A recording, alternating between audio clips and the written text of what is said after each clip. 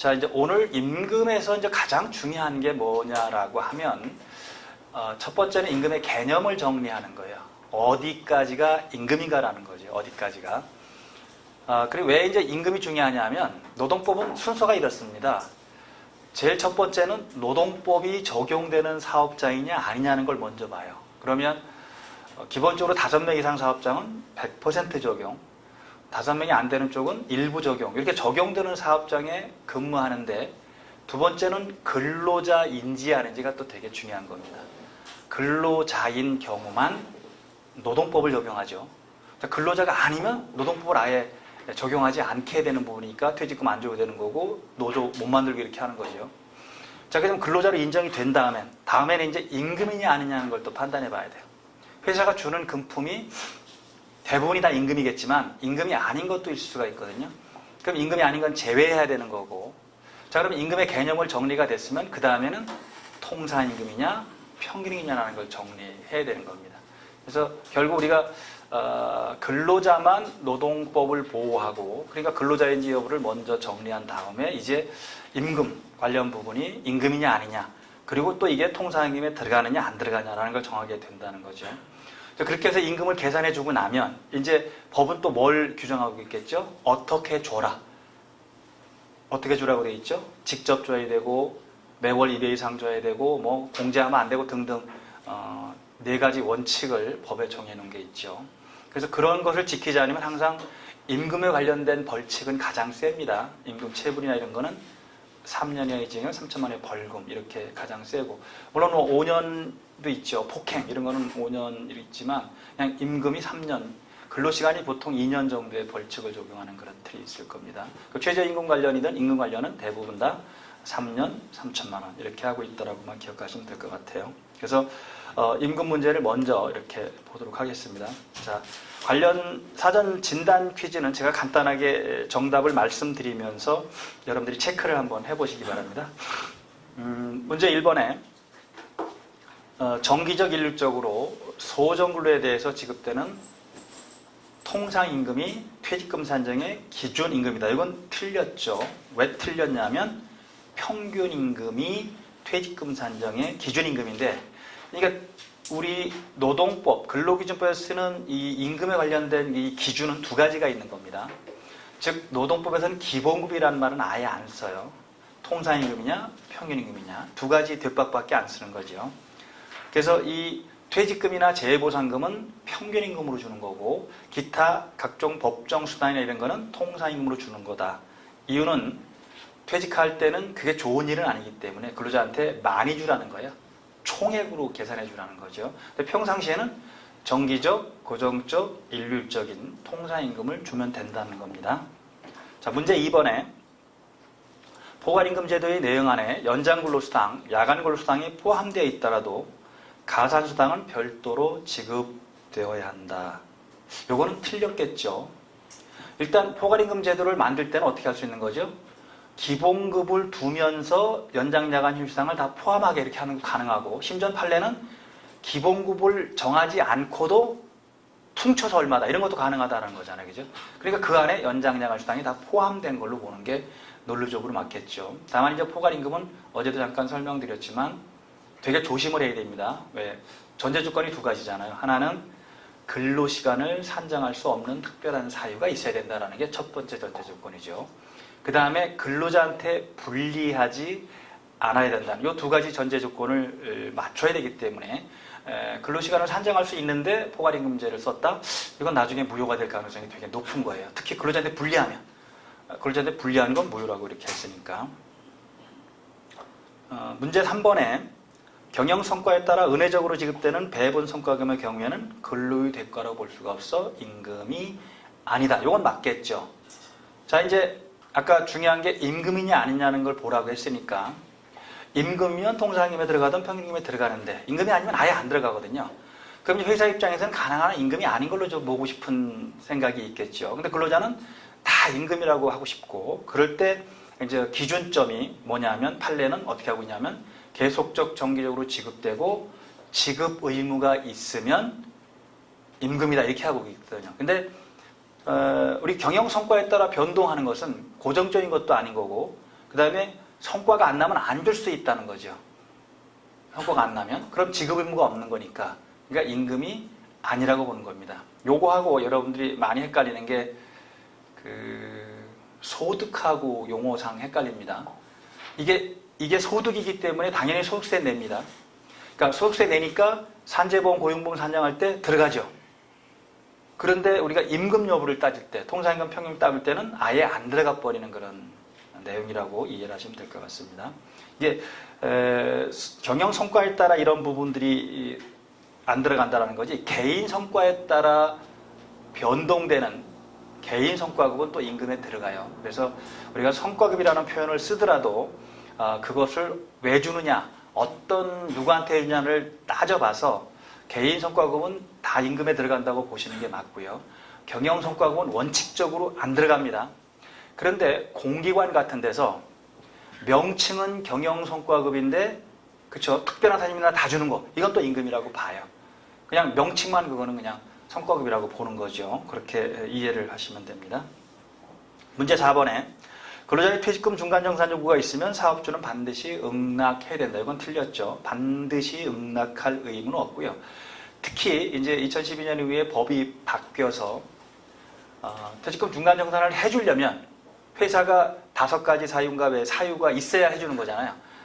무주택자가 집을 살 때. 근데 주택이 있는 사람이 집을 사기 위해서 신청하면 안 주는 겁니다.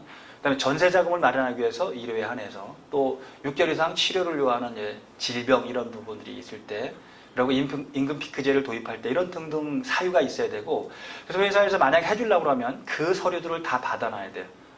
무주택자가 계약을 했으면 계약서, 그 다음에 병원에 6개월 이상 치료하는 거는 의사의 뭐 진단서든 소견서든 이런 게 다 필요한 거라고 이해를 하시면 됩니다. 그 다음에 그런 게 다 돼 있어도 회사가 안 해줄 수도 있습니다. 돈 없다 이렇게 할 수도 있죠, 그죠?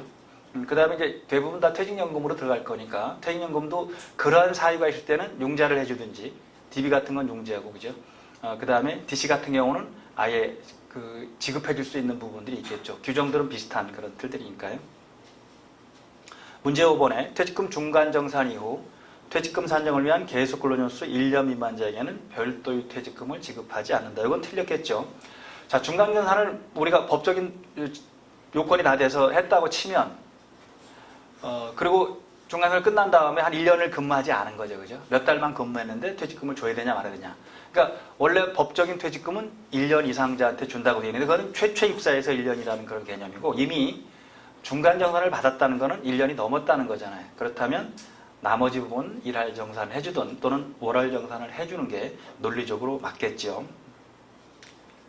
자, 6번에 성과나 업적에 따라 다음에 12번에 나누어 지급하는 업적 연봉은 통상임금에 포함되지 않는다. 이건 틀렸습니다. 포함된다는 게 맞습니다.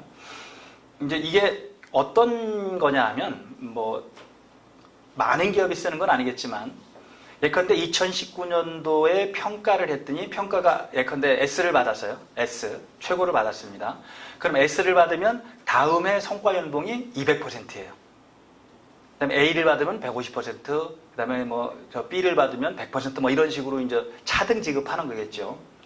그러면 2019년도에 성과 평가를 해서 200%가 결정이 됐으면 그걸 2020년도에 성과 연봉에 그대로 포함돼서 2020년도에 연봉으로 지급하는 거잖아요. 그죠? 그러니까 2020년도가 시작되기 전에 이미 확정됐고 고정적이라는 거죠.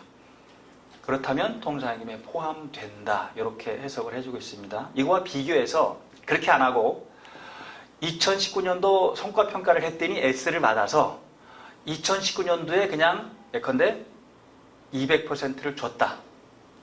라고 하면 성과급이 임금이 아닐 수도 있고, 임금이라 하더라도 평균임금에 들어가지만 통상임금에는 안 들어가겠죠. 그죠? 그렇게 좀 구분을 해보시기 바랍니다.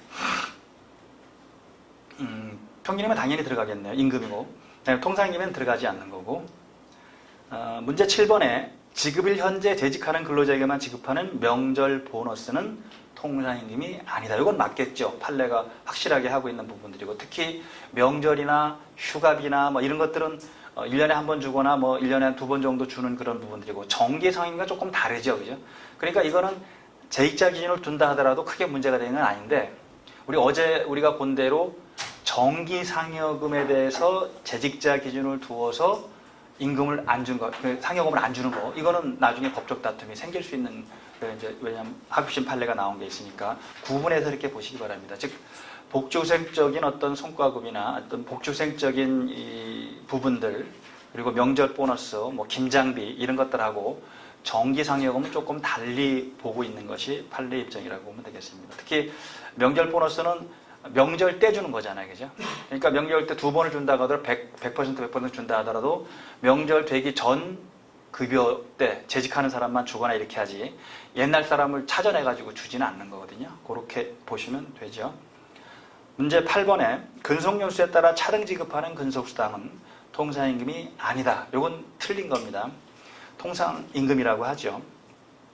근데 여기서 이제 쟁점이 되는 건 뭐냐면 차등 지급하는 거니까 우리가 고정적이고 확정적인 게 아니지 않냐 이렇게 하는데 같은 근속연수는 같은 금액을 주기 때문에 고정적이라고 본 거예요.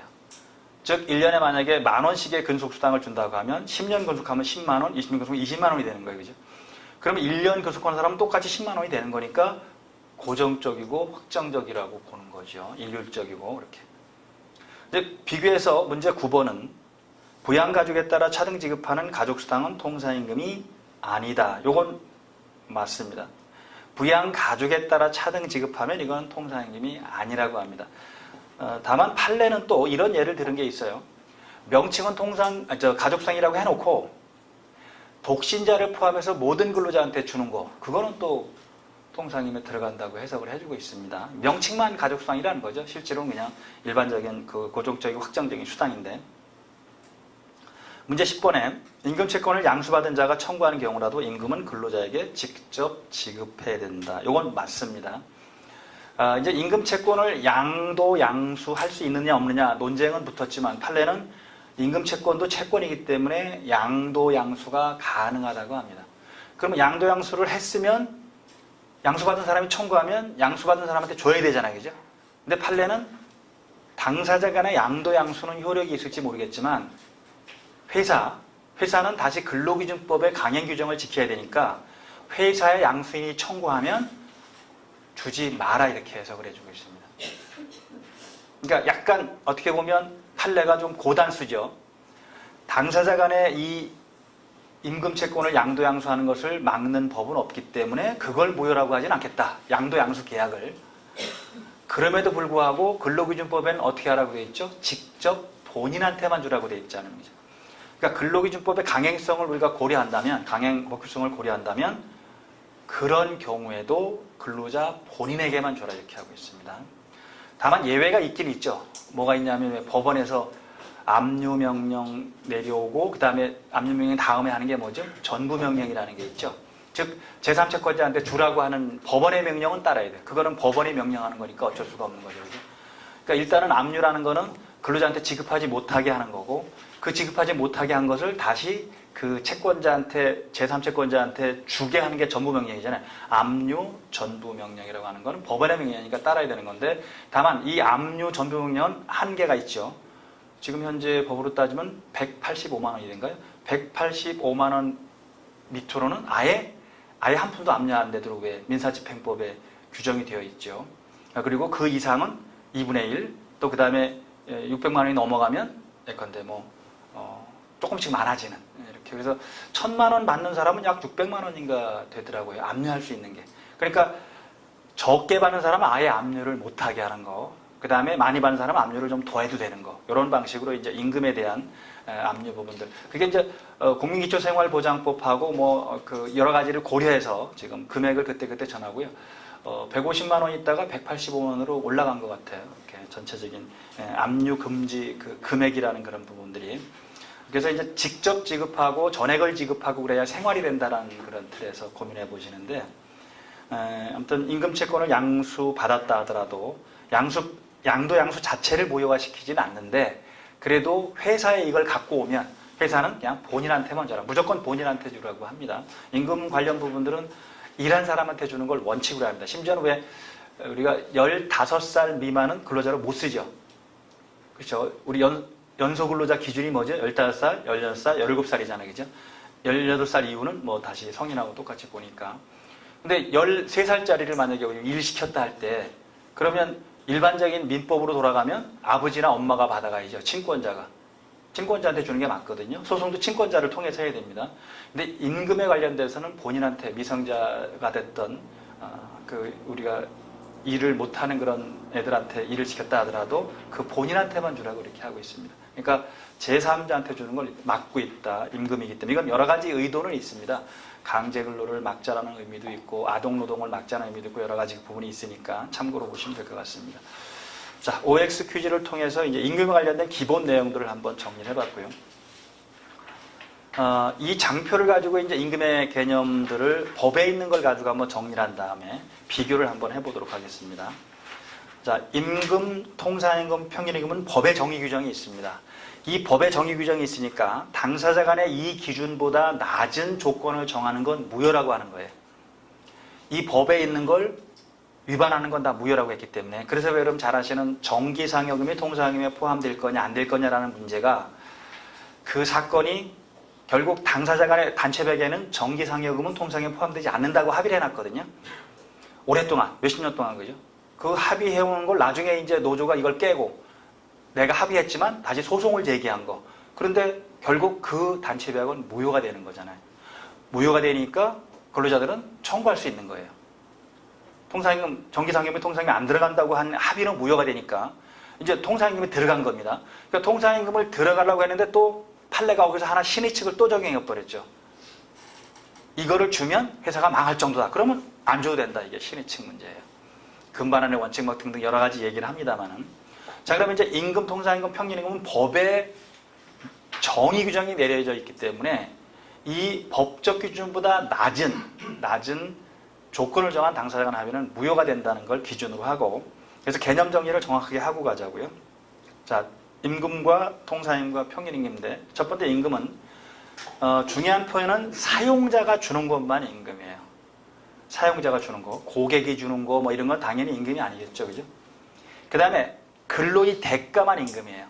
그래서 이제 근로의 대가냐, 복지후생이냐, 예컨대 뭐 실비변상이냐 이런 게 이제 논쟁이 생길 수 있겠죠. 회사 입장에서는 뭐 복지후생으로 빠지면 좋고 뭐 실비변상으로 빠지면 좋은데 근로자 입장에서는 다 임금으로 넣어야 뭐가 높아지죠? 그렇죠. 통상임금이 커지고 평균임금이 커지니까 그걸로 계산하는 연장량한 수당이 커지고 퇴직금이 커지는 거거든요. 그래서 그 다툼들이 되게 많은 겁니다. 그래서 근로자에게 지급하는데 사용자가 근로자한테 지급하는데 근로의 대가로 지급한 것만 임금이다. 근데 명칭은 불문한다. 이게 어떠한 명칭이라든지 이게 되게 중요한 표현입니다. 특히 판례는 이 말을 되게 많이 써요. 명칭 불문. 그러니까 당사자 간의 식대라고 정해놨습니다. 그래도 고정적으로 주고 지급 의무가 있고 등등 하면 임금이라고 봐버리는 거죠. 그 다음에 교통비를 또 한 20만 원씩 줬어요. 교통 이런 부분에서. 근데 대부분 이건 우리가 복지후생이라고 볼 수 있단 말이죠. 그래도 판례는 여러 가지 종합적으로 고려해서 누구한테 주느냐, 그 다음에 고정적으로 주느냐, 뭐 이러면 또 임금 이렇게 하고. 그 다음에 교통비인데 왜 출근한 날만 이렇게 정산해주는 방식. 이거는 또 그냥 실비현상으로 볼 수도 있는 거예요. 그런 다양한 형태를 볼 때 잠깐 명칭을 뭐라고 붙이든 명칭은 보지 않겠다 이런 거죠. 회사가 주는 건 일단 임금이라고 전제를 해놓고 임금이 아닌 거를 빼나가는 방식으로 이제 우리가 임금 여부를 따져보는 게 되게 중요하고요. 일체의 금품, 명칭 불문, 일체의 금품 이걸 판례는 되게 많이 씁니다. 자, 그럼 이제 그런 임금에 해당되는 것 중에서 우리가 근로기준법이나 노동법에서는 두 가지 개념을 갖고 있어요. 하나는 통상임금, 하나는 평균임금. 저는 이걸 뒷박으로 표현하는데 여러분도 그냥 기억은 그렇게 하세요. 뒷박. 통상임금은 작은 대박, 평균임금은 큰 대박이에요. 두 개 대박을 쓰는 거예요. 근데 하나만 쓰면 될 텐데 왜 두 개를 쓸까? 이제 계산해보면 이런 겁니다.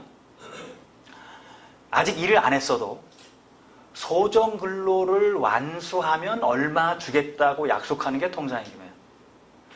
근데 평균임금은 실제 근로를 한 거는 소정근로만 하는 게 아니죠. 연장도 하고 야간도 하고 휴일도 하잖아요. 그죠? 그러니까 그런 걸 다 포함한 총액. 그래서 이게 큰 대박인 거예요. 총액. 그러면 왜 큰 대박과 작은 대박 나누는지 알겠죠? 아직 일을 안 했기 때문에 정상적인 소정 근로만 하면 얼마라고 정해지는 게 통상임금이고 그 대박이고 그 다음에 평균임금은 퇴직할 때와 재보상금을 산정할 때 주는 것이기 때문에 총액으로 해야 되거든요. 그러니까 두 개의 대박이 우리는 필요한 그런 걸로 이해하시면 될 것 같아요. 근데 정의 규정을 같이 한번 정리해보죠. 통상임금이란 정기적이고 근로자에게 주는 것 중에서 정기적이고 일률적으로 소정근로 또는 총근로에 대하여 지급하기로 정한, 뒤에 시간급 이런 거는 뭐 생각하지 말고, 자 그러면 동그라미 7개, 정기적, 일률적, 지급하기로 정한, 요게 정기성, 일률성, 고정성이에요. 자 여기서 중요한 표현이 세 가지죠. 정기적, 일률적, 지급하기로 정한. 지급하기로 정한은 고정성이라고 말씀을 드렸고요. 자 이거를 이제 평균임금으로 한번 비교를 해보죠. 산정사유가 발생한 날 이전 3개월 동안에 그 근로자에게 지급된 임금의 총액을 그 기간의 총일수로 나눈 금액을 말한다. 여기는 3개월을 평균 내봤더니 하루 일당이 얼마라고 산정을 하는 거예요. 3개월 평균 내봤더니. 그래서 임금의 총액이 중요하고 총일수가 중요하고 3개월이 중요하고 여기는 맨 오른쪽에 보면 지급된이라는 말이 있죠. 지급된. 아까 통상임금은 뭐라고 했죠? 우리는 지급하기로 정한, 아주 대표적인 차이입니다. 통상임금은 아직 일을 안 했어도 확정되는 거고요. 고정적인 거고, 평균임금은 일을 하고 나서 실제 받은 임금 총액을 기준으로 하는데 한 달이 아니고, 그죠? 3개월 동안 평균 내니까 하루 일당이 얼마 나오겠다라는 걸 계산하는 게 평균 임금입니다. 이렇게 이제 비교가 됐죠. 그래서 통상임금은 결국 아직 일을 안 했어도 확정되는 거고, 즉 내가 연장근로를 했다라고 하면 통상임금 산정을 해줘야 되니까, 그러니까 이미 근로계약이 체결되면 통상임금은 확정되는 겁니다. 주로 기본급하고 고정수당, 그 다음에 정기상여금 이런 것들이 이제 통상임금에 들어가겠죠. 근데 연장 야간 휴일 근로수당은 언제 발생하는 거예요? 실제 일을 하고 나중에 발생하는 거잖아요. 그거는 임금 총액에 들어가는 개념으로 두 개를 비교하시고, 통상임금은 좀 작은 대박이다. 평균임금은 큰 대박이다. 그래서 이제 이 큰 대박은 변동적이거든요. 왜 변동적이죠? 일을 더하면 더 많고 일을 덜하면 적잖아요. 그런데 결근 같은 게 되게 많아져서 이 평균임금이 큰 대박이 통상임금보다 작아지면 그때는 통상임금을 평균임금으로 해요. 이유를 알겠죠? 그죠? 그냥 애초에 약정한 것보다 떨어지면 뭘로 하겠다? 그냥 애초에 약정한 걸로 평균임금을 하겠다. 이런 입법 취지라고 이해를 일단 하시죠. 그래서 임금, 통상임금, 평균임금의 개념을 일단 여러분들은 머릿속에 넣고요. 비교를 특히 임금에 해당되는 것 중에서 임금에 해당돼야만 통상임금, 평균임금에 들어가니까 제일 먼저는 임금인지 아닌지를 먼저 판단해 본 다음에 임금에 들어간다면 아 이게 통상임금에 들어가나? 이때 통상임금에 들어갈 때 판단은 뭐뭐 한다는 거죠? 세 가지. 정기성, 일률성, 고정성. 이 고정성을 지급하기로 정한 이걸 고정성으로 해석을 하는 겁니다. 그 다음에 평균임금은 숫달이니까 3개월 동안 실제 일하고 받은 임금 총액을 3개월 동안의 달력상의 날짜로 나눈 거예요. 그러면 하루 일당이 나오는 거거든요. 그러니까 일을 많이 한 사람은 많아지는 거고 일을 적게 한 사람은 적어지는 거죠. 그러니까 왜 실제로 성과급 같은 거를 많이 주는 그런 기업이나 이런 그 직종에서는 3개월 남겨놓고는 왜 굉장히 성과급을 많이 올려가지고 퇴직금을 높일 수도 있겠죠. 이제 그런 것들이 당사자 간에 갈등이 생기기도 하는 걸 판례에서 많이 볼 수가 있습니다. 자 이제 개념 정의를 한번 해봤고요. 그래서 이제 이거를 그냥 그림의 크기로 임금 관련 보상의 크기로 정리를 해보면 노동법은 기본급이라는 말을 안 씁니다. 여러분들이 기본급이라고 쓰고 무슨 수당을 쓴다 하더라도 노동법은 아예 기본급 표현 자체를 안 쓰기 때문에 그냥 일반적으로 기본급이 있다고 하면 이 통상임금은 뭐냐면 기본급 플러스 고정수당을 통상임금이라고 합니다. 정기상여금들 포함해서. 그 다음에 평균임금은 당연히 통상임금 플러스 변동적인 수당 같은 걸 다 포함한 임금 총액이 평균임금이 되는 거죠. 이게 이제 노동법상으로는 임금의 범위에 들어가는 개념이고요. 그 다음에 이제 아예 임금의 범위에 들어가지 않는 게 순수한 성과급, 그 다음에 순수한 복지후생. 이거는 임금은 아니에요. 복지후생이나 성과급 이렇게 하는 부분들. 그런데 명칭만 성과급, 무늬만 성과급, 그 다음에 무늬만 복지후생. 실제로는 그 우리 식대 같은 걸 10만 원 준다라고 하면 임금일 수 있는 거거든요. 그런 부분에서 조심을 좀 하셔야 되고요. 그다음에 이윤 배분금도 별개의 문제겠죠. 그런데 이윤 배분금이나 그냥 순수한 성과금이나 이런 것들도 소득에 해당되기 때문에 뭐는 낸다고요? 소득세는 낸다. 소득세를 내니까 산재보험, 고용보험에서는 그렇죠. 그 기준 하니까 당연히 산정 보험료 낼 때는 산정 기준에 들어가죠. 그런데 다시 나중에 보상을 받을 때는 평균임금 산정하니까 또 안 들어가 버리는 거예요. 그런 불합리함도 있는 거예요. 옛날에는 고용보험, 산재보험은 아예 임금 총액을 산정해서 왜 산재보험을 산정했잖아요. 그죠? 그러니까 성과급 같은 게 빠졌었는데 지금은 이제 기준이 바뀌었죠. 소득 기준으로 바뀌었기 때문에 이제는 소득으로 따지면 소득엔 들어가는데 평균임금 산정에 보면 평균임금이 안 들어가는 경우도 발생할 수 있는 게 실제로 벌어질 수 있습니다. 그렇게 이제 보상의 크기를 비교해서 보시도록 하고요. 자, 그러면 임금의 개념을 판례가 어떻게 정의하고 있는지를 좀 보죠. 이제 아까 우리가 근로의 대가로 지급하는데 일체의 금품이다 이렇게 이제 했으니까 앞에 그 부분은 법에 있는 내용입니다. 사용자가 근로의 대가로 근로자에게 지급하는 일체의 금품이다. 이게 이제 법에 있는 내용이고, 그래서 좀 풀어서 뭐라고 하고 있냐면 근로자에게 계속적 정기적으로 지급되고, 그러니까 어쩌다 한번 주는 거, 이거는 임금이 아닐 수 있는 거예요. 사장이 기분 좋아서 떡값을 줬다, 또는 왜 뭐 기분 좋아서 그냥 복해서 있는 거 꺼내서 그냥 몇백만 원 줬다, 이거는 다 그냥 개인적으로 소득은 될지 모르겠지만 임금은 아닌 거죠. 계속적 정기로 지급돼야 되는 겁니다. 그 다음에 지급 의무가 있어야 되는데 그 지급 의무는 단체배약 또는 취업규칙, 급여규정, 근로계약, 심지어는 노동관행 등에 의해 노동관행까지 포함시키는 거예요. 대부분은 왜 단체배약이나 취업규칙, 급여규정, 근로계약 등에 있겠죠. 그게 없으면 법에 있는 것도 되는 거예요. 법에 있는 것. 최저임금 같은 거 마찬가지겠죠. 근데 노동관행까지 포함해서 사용자에게 지급 의무가 있다면 명목요하를 불만한다. 그리고 임금에 해당한다. 이렇게 넓게 봐주고 있습니다. 특히 노동부가 해석하는 임금의 범위와 법원이 해석하는 임금의 범위가 차이가 있습니다. 특히 복지후생 같은 부분들 이런 거 법원은 대부분 다 임금이라고 보는데 노동부는 임금이 아니라고 본 게 되게 많았었거든요. 그 다음에 정기상여금의 통상임금 여부도 그래서 벌어지는 그런 일들이 있습니다. 즉 95년도 이후 판례는 계속 임금의 범위를 넓히고 통상임금 범위를 넓혀줬습니다. 근데 노동부 옛날 해석을 그대로 유지했었거든요. 그게 결정적으로 터진 게 2013년도 12월 18일인가요? 그때 전원합체 판결로 정기상여금 통상임금에 들어간다는 판결 때문에 이제 일단락이 됐지만 그런 부분에서 임금의 개념 따질 때 노동부가 보는 임금의 범위는 좀 좁다. 판례가 보는 임금의 범위는 굉장히 넓다 이렇게 보시면 돼요. 그럼 이제 그 회사 입장에서는 노동부 입장대로 만약에 집행을 했을 거 아니에요, 그죠? 자, 그럼 노동부 입장대로 집행을 했으니까 우리는 할 거 다 했다. 나중에 법원에 가면 깨질 수가 있습니다. 그러니까 왜냐하면 노동부는 법적 규범력을 갖고 있지 않아요. 노동부 해석에 관련된 부분은 행정 해석은 결국 판례 가면 판례는 심플하거든요. 사용자가 줬냐? 예, 사용자가 줬습니다. 근로의 대가냐? 따져봐야 되는데요. 사용자가 줬다면 다 근로의 대가지 뭐. 그러니까 판례는 기본 개념이 뭐냐면 사용자가 줬다면 다 일단 임금이다. 임금이 아닌 걸로 보려고 하면 이제 변동적인 성과급이라든지 그게 완벽한 복지후생이라든지 뭐 이런 거를 입증을 해야 되는데 쉽지 않잖아요. 회사가 중에 임금 아닌 게 뭐가 있겠어요, 따지고 보면. 그래서 확실한 건 그거밖에 없잖아요. 변동적인 이윤 배분금, 이윤이 많이 났으니까 줬다, 이런 거는 임금이 아닐 거고. 그 다음에 회사가 왜 식사 같은 걸 제공한다, 구내식당에서, 그걸 어떻게 임금이라고 보겠어요, 그죠? 그냥 복지후생이지. 그런데 비슷한데 식대를 10만 원씩 그냥 고정적으로 준다, 그러면 아까 정기적 일률적 고정적이냐 또 들어가 버리는 문제가 생기죠. 임금에 해당되는데 그럼 다시 통상임금에 들어갈 거냐 말 거냐 또 논쟁이 생기는 부분들이 있는 거죠. 그러니까 우리가 이제 임금 체계 부분들을 조금 심플하게 가고 단순화시킬 필요가 있는 것 같아요. 굳이 수당 명칭을 여러 가지로 붙여서 할 이유가 하나도 없는데 그럼 왜 그렇게 나누느냐? 몇 가지 이유 때문에 그렇죠.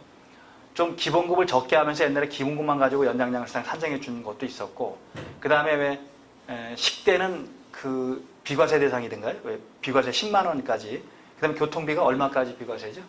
20만 원인가? 그러니까 어떻든 그냥 명칭으로 식대 비과세 하려고 만들어 놓으니까 이게 이제 진짜 식대냐 아니면 임금이냐라는 논쟁이 생기는 거죠. 근데 계속적 정기적으로 주고 그러면 또 임금이라고 봐버리니까 자간 아주 어떻게 보면 변호사나 노무사들은 좋겠죠. 이런 소송이 계속 붙어야 이제 뭐가 일거리가 될 텐데 당사자 입장에서는 근데 저한테 이게 임금이에요 물어봐도요, 저도 확실하게 답을 주기가 어려운 거예요. 누구 마음이라는 거죠? 그냥 가면? 판사 마음이에요. 제가 전문가로서 이렇게 야 이건 임금이 아니다라고 생각을 하고 있음에도 불구하고 임금이라고 하는 판결도 있고요. 그 다음에 이건 분명히 임금에 해당되는데 이렇게 판단한 것도 임금이 아니라고 하는 판결도 있고요. 되게 근로자 개념도 그렇고 임금의 개념도 그렇고 결국 끝까지 가봐야 이게 판단이 되는 게, 그러니까 노사 간의 어떻든 신뢰관계가 깨질 수밖에 없는 그런 틀이 있죠. 아무튼 이것도 우리가 좀 심플하게 이제 가는 게 되게 필요하다. 그래서 기본급이 뭐니 둘 거 없이 그냥 우리가 보통 법에서 얘기하는 통상임금 기준에서 하나 있고, 그죠? 그 다음에 연장량간 수당 다 포함하는 게 이제 평균임금이니까. 그러면 결국 기본급 플러스 통상임금, 그 다음에 연장량간 수당 포함해서 평균임금 해당하는 걸로 넣으면 되잖아요. 그 다음에 상여금 같은 것도 이제는 뭐 두 달에 한 번, 석 달에 한 번 주는 거 의미 없을 것 같아요. 그냥 매월 주는 걸로 해서 그냥 명칭을 상여금으로 하지도 말고 그냥 다 뭐 수당에 포함시켜서 그냥 주는 게 논리적으로 맞겠죠. 이제 점점 그렇게 바뀌어 나가는 게 바람직한 그런 틀입니다. 그럼 왜 그동안에 우리가 이렇게 복잡한 임금 체계를 갖고 왔냐? 결국 정부 정책의 오류일 수도 있고요. 그 다음에 임금을 못 올리게 했던 역사가 있습니다. 임금을 못 올리게 하니까 이제 어떻게 한 거죠? 당사자 간에 임금이 아닌 복지후생, 뭐 기타 상여금, 뭐 그러니까 상여금이 1000% 막 이렇게 되잖아요. 그게 말이 됩니까? 의미 없는 거잖아요. 근데 그러면 회사는 좋은 점이 하나 있었죠. 왜냐하면 연장, 야간, 휴일을 하더라도 기본급이나 요것만 갖고 하니까, 그러니까 전체 연봉은 한 7천 되는데도 불구하고 기본급 한 2천밖에 안 되는 거예요. 그러니까 그거 연장, 야간 수당 150% 줘도 기업은 별로 손해보는 게 없었거든요. 그러니까 그런 임금 체계를 지금까지, 즉 통상임금의 비중이 약 40% 수준밖에 안 되고, 보통 여러분 기본급은 좀 몇 퍼센트 정도 되면 적당하다고 생각하시나요? 기본급은? 보통 그냥 우리가 상적으로 생각할 때 보통 제가 물어보면 한 70, 80 이렇게 얘기를 하더라고요. 한 그 정도 돼야 왜 생활이 되는 거 아니에요, 그죠? 근데 만약에 그분들이 연장, 야간, 휴일을 안 한다? 그러면 연봉은 2, 3천밖에 안 되는 거예요. 근데 실제 수령액은 7천, 8천이니까 회사는 7천, 8천을 주장하는 거고, 노조는 뭐라고 얘기하는 거죠? 내가 7천, 8천 받는 거는 연장, 야간, 휴일 등등 진짜 노는 날 하나 없이 내가 일해서 받는 거지, 기본급은 내가 3천밖에 안 되지 않냐? 너네가 우리한테 준 게 뭐냐? 이렇게 나올 수 있는 부분도 있는 거죠. 그래서 이건 노사 간에 이제는 임금 체계를 조금 단순화시키면서, 그 다음에 계산하는 거를 누구나 좀 알기 쉽게, 전문가도 잘 알기 어려운, 심지어는 어떤 회사는 수당 명칭만 한 20개 막 이렇게 돼요. 그러니까 왜 주는지는 몰라요. 받는 사람도 왜 받는지도 모르고 그냥 받는 거고요. 주는 사람은 더 모릅니다. 이게 옛날부터 줘오던 거니까 그냥 준다 하는데, 뭐 이런 부분들이 공정성, 특히 이 보상은 공정해야 되거든요. 옆 사람과 비교하고 그 다음에 주변과 비교했을 때 공정해야 되는데 공정성을 못 느끼거든요. 많이 받는데도 불구하고 공정하다고 느끼질 않는 거예요. 그런 게 우리가 임금체계를 좀 바꿔야 되는 그런 틀이고. 자, 그 다음에 임금의 개념을 아까 이제 제가 설명드린 걸 나눠서 사용자가 지급하는 것만 임금이다. 근로의 대가로 지급하는 것만 임금이다 볼 때, 고객이 주는 팁이나 산학금 이외의 개인 수입은 임금이 아닙니다. 즉, 택시 회사에서 왜 정액으로 하루에 뭐 10만 원씩 입금하고 월급을 뭐 100만 원만 이렇게 해서 뭐 해놨다라는 경우, 이게 정액 산학금이 되겠죠. 그럼 그 정액 산학금을 입고 나머지 20만 원 벌었는데 10만 원은 자기가 가져갔다라면 자기 소득이긴 하지만 임금은 아닌 거예요. 그럼 나중에 산재보상할 때는 이 임금만 가지고 산재보상을 하게 되는 거죠. 그러니까 실제 버는 건 한 300씩 벌었는데, 근데 그냥 임금은 한 200도 안 되는 그런 게 나타날 수 있는 거죠. 그게 실제로 많이 벌어지는 그런 일들입니다. 큰 틀에서. 근데 이게 또 일부 그 대법원 판례에서는 산학금을 이렇게 개인이 가져가는 거 말고 회사가 편리상 이렇게 해준 것도 있어요. 아주 특이한 케이스인데, 네가 예컨대 20만 원을 벌면 산학금 10만 원, 그 다음에 20만 원을 다 입금시키는 거예요. 그리고 이 산학금 이외에 10만 원을 모아놨다가 월급 줄 때 한꺼번에 주는 거예요, 이제. 그러니까 회사에서는 배려한 거죠. 왜? 돈을 좀 모으게 하려고 배려한 거잖아요. 그러면 이것도 임금이라고 하는 거죠. 왜? 회사가 관리를 했기 때문에. 그러니까 회사가 관리하지 않으면 임금이 아닐 수 있는데, 어떻든 명칭을 불문하고 임금이라고 했으니까 회사가 어떻게 한 거죠? 다 뒀다가 어떻게 한 거예요? 전액을 다 준 거거든요. 전액을 다 줬는데도 임금이라고 하니까 뭐가 높아져요? 가급세 같은 거 높아지지, 4대 보험료 높아지지, 그 다음에 나중에 뭐가 높아졌죠? 퇴직금이 많아져 버리죠. 그런 문제가 생겨요. 그래서 기업에서 어떤 편리를 받을 때도 그 다음에 어떤 법적 다툼이 생겨나는 것도 고민해서, 그러니까 잘해주는 건 좋은데 반드시 잘해주는 게 능사는 아니거든요. 그래서 이런 경우에 그 회사는 덤태기 쓰는 거죠. 왜 덤태기 써요? 산재보험료, 고용보험료, 그죠? 대부분 다 이거 갖고 다 들어가는 건데, 근데 이게 개인 소부로 가져가 버리면 산재보험료 안 내고 고용보험료 안 내잖아요. 그다음에 퇴직금도 이 사람은 이걸 계산해 달라고 할 거고, 이런 판례들이 좀 있습니다. 그래서 자간 어떻든 회사가 관리하면 임금일 수 있다. 그다음에 사용 종속 관계는 어제 근로자 여부를 판단할 때 설명드렸죠. 사용 종속 관계가 아니라면 근로자가 아니니까 그거는 임금이라고 할 수 없는 거예요. 여러분 수수료가 하든 봉사료라고 하든 뭐라고 하든 임금이라고 할 수 없는 그런 부분이 되겠죠. 그리고 여러 가지 사정, 즉 지급 사유, 지급 요건 및 지급 방법 등 사실관계를 종합적으로 고려해서 판단한다. 근데 이제 지금까지 나온 사례를 보면 판례 같은 경우를 예상한 거예요. 물론 노동부는 조금 좁게 보지만 임금은 자간 근로와 관련된 부분은 다 임금이에요. 뭐 기술, 자격, 생산장려, 영업수당 등등등. 그다음에 근로 여건, 환경과 관련된 것도 다 임금인데 임금이 아닌 걸 한번 우리가 찾아보니까 몇 개 안 되지만 한번 보죠. 은혜적, 호의적으로 지급되는 금품인데 이건 금품이라는 표현을 쓴 겁니다. 임금이라고 안 쓰고 경조금이나 공로금이나 이런 것들이 되죠. 경조금 왜 상당했을 때 이렇게 주는 거 이런 것들. 그 다음에 실비변상적인 금품이 있어요. 실비변상적인 금품. 예컨대 여러분들이 여기 교육 오는데 교육비를 30만 원 대줬다. 회사가 여러분들한테 줬지만 어떻게 한 거죠? 여기 와서 30만 원을 그대로 낸 거잖아요. 그 다음에 택시를 타고 가는데 택시비를 줬다. 아니면 교통비를 줬다, 뭐 출장비를 줬다. 이런 것들은 다 실비변상이 될 겁니다. 그 다음에 이제 순수한 복지후생적 금품인데 여기도 제가 순수한 말을 넣은 게 명칭은 복지후생으로 되어 있는데 임금으로 보는 게 되게 많다는 거예요. 명칭은 복지후생으로 되어 있는데 임금은 되게 많다. 이제 뒤에서 판례를 보겠습니다만 하계휴가비 임금일까요? 복지후생일까요? 복지후생이죠. 그죠? 그냥 입법 취지가. 그런데 판례는 어떻게 했다? 계속적 정기적으로 지급되고 지급 의무가 있으니까 임금이다 이렇게 판결하고 있고요. 그 다음에 심지어는 명절 때 왜 명절 때 집에 내려갈 때 가족들한테 선물 좀 사라고 왜 선물비 같은 걸 이렇게 주게 돼 있거든요. 하규가비는 하규가 갈 때 돈 쓰라고 주는 거고 명절 선물비 같은 걸 줬어요. 뭐 금액은 많지는 않지만. 근데 이 명절 선물비도 단체백에 예컨대 규정되어 있고 그 다음에 사용자한테 지급 의무가 있으니까 또 임금이라는 거예요. 근데 맨 처음에 입법할 때 노사관에 이거를 임금이라고 봤을까요? 복지후생으로 봤을까요? 당연히 저는 복지후생으로 봤습니다. 옛날에 왜냐하면 임금을 못 올리게 하니까 그런 명칭을 자꾸 만들어낸 거거든요. 수당 명칭들을. 그러면서 복지후생으로 아마 노사관에 합의를 했을 겁니다. 근데 그 합의는 효력이 없는 거예요. 판례가 뭐라고 보는 거죠? 법에서 임금이라고 정한 건 명칭은 불문한다고 되어 있다 이렇게 하는 겁니다. 그래서 제가 순수한이라는 말을 넣은 겁니다. 복지후생의 금품이 다 임금이 아닌 게 아니고 그냥 결국은 순수한 복지후생 관련된 예컨대 아까 식대 비교했었죠. 회사에서 구내식당에서 식사를 제공해준다. 이거는 복지후생이에요. 그걸 임금이라고 보기는 어렵죠. 그죠? 그 다음에 구내식당이 없다 치더라도 근처에 있는 식당에 왜 뭐라고 그러죠? 장부책 하나 놓고 가서 먹고 나면 그냥 회사가 월말에 한꺼번에 계산해준다. 이것도 임금이라고 보기는 어렵죠. 근데 식대를 10만 원씩 준다. 그럼 또 임금일 수 있는 거예요. 그 임금에 들어가면 또 통상임에 들어갈 거냐 안 들어갈 거냐는 또 다툼이 생기는 부분들이 되겠죠. 근데 성과급인데 변동적인 성과급, 특히 이 성과급은 경영 성과급을 얘기합니다. 개인 성과급은 또 임금이라고 해요. 개인 성과급은 변동적인 경영 성과급 또는 이윤 배분금, 이윤 분배금 이런 것들은 임금이라고 보기 어렵겠죠. 아까 말씀드린 대로 소득에 해당되기 때문에 소득세는 낸다. 그러나 노동법상의 임금이라고는 보진 않는다. 그러니까 그러면 통상임금 평균임금에 들어가지 않겠죠. 이렇게 구분을 해서 보시기 바랍니다.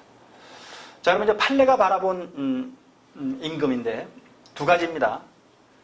지급 의무가 있고 일률적으로 지급하는 것. 이게 이제 판례가 바라보는 임금의 구체적인 개념입니다. 근데 여기 이제 이 판례가 지금 우리가 좀 많이 문제가 되고 있는 현대중공업 판례 같은데 하계휴가비, 설귀양비, 선물비 요 명칭만 보면 결국은 복지후생이 되겠죠. 근데 이게 어디에 있냐면 단체백에 규정되어 있는 겁니다. 단체백에 지급 의무가 있다. 여기서 지급 의무가 중요한 거고 그 다음에 전 근로자 또는 일정한 요건에 해당하는 근로자에게 일률적으로 지급되었다는. 그러니까 전 근로자한테 주지 않더라도 일정한 요건에 해당하는 근로자한테 주면 그것도 해당된다는 겁니다. 그런데 여기는 결국 하계 유급휴가를 실시하면서 25만 원을 주는 거예요. 7월 중순에 지급하고. 그 다음에 명절 때 귀향비, 설무비 이런 등등을 지급하기로 노사간에 합의를 한 거죠. 그리고 매년 줬고요. 그러니까 이것도 맨 밑에 보면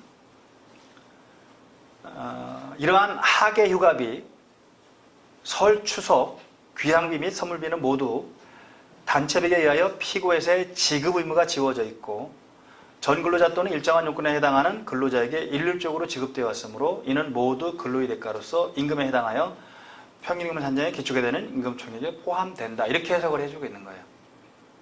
그래서 명칭을 불문한다는 게 아주 대표적인 이 판례입니다.